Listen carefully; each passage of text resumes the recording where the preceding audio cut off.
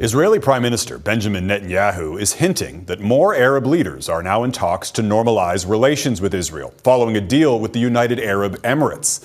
This weekend, the UAE brought an end to its formal boycott of Israel, opening the door for tourism, trade, and other business between the two countries.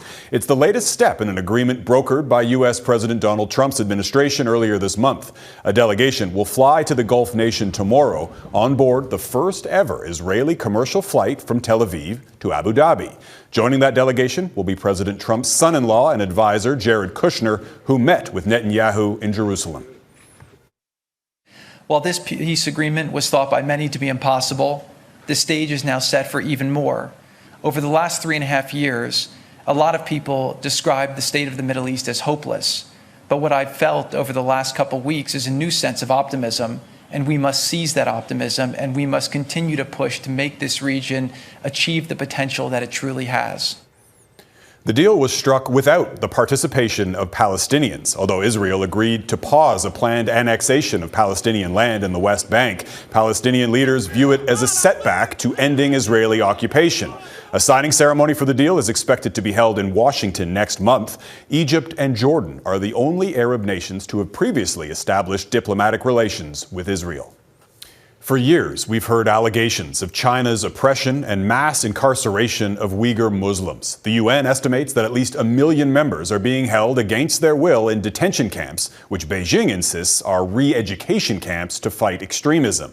But for one Jewish man in Britain, the allegations are all too reminiscent of another dark chapter of history. Redmond Shannon has his story. A very British Tuesday evening. And here comes the rain. Orthodox Jew Andrew and 8 supporters quietly protest outside a branch of the Chinese embassy in London. Staff inside keep a close eye. When I saw the satellite images of the concentration camps that the Chinese government can't hide, I couldn't stay at home anymore. I had to get up and do something, and that's why I started protesting.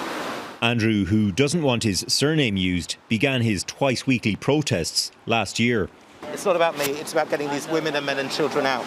Standing in solidarity with at least 1 million Uyghur Muslims detained in Western China. When I saw that he was coming on his own here, I thought I can't sit at home and let him protest for human rights abuses that involve people from my community. Andrew says he's motivated by history. My wife's grandparents were either gassed at Auschwitz in the extermination camp there or killed in the concentration camp there. But never before, except once in history, have millions of men, women and children been rounded up and put in concentration camps. And we know how that ended, and we said never again. Beijing says the camps are voluntary education centres used to counter Islamic extremism. It denies allegations of torture, separating children from parents and forced sterilisation. Don't listen to fake news. Don't listen to fabrications. Mounting evidence, though, triggered US sanctions against China, with calls for countries like Canada to follow suit. The reason that many countries are silenced and they're not taking any action is, again, like I repeatedly say, it's China's money.